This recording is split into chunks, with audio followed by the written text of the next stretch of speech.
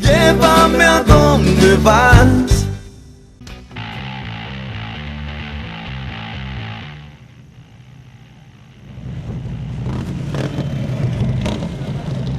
La pasión harlera está en todo el mundo.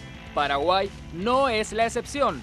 En nuestro país, el rugir de los motores de las Harley Davidson también está presente. Cada vez se hace más una reunión de amigos. Nos conocemos y eso le pone un plus tremendo al tema porque bueno, seguimos manejándonos con nuestras máquinas, mostrando, compartiendo el gusto, porque Harley Davidson también tiene esa virtud de que cada moto se le puede hacer una personalización especial. Y eso lo disfrutamos mucho.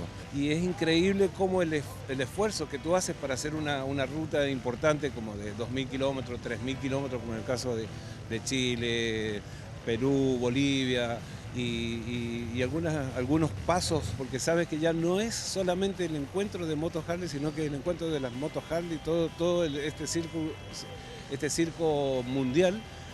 Pero a eso le tienes que agregar lo que te decía, el plus que sabes que son amigos que te están esperando, son amigos que tú quieres ver cuando llegas. Muy, muy lindo.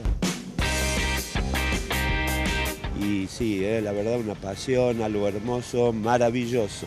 Si bien son motos caras, pero se hace un esfuerzo y la verdad que vale la pena, no te arrepentís.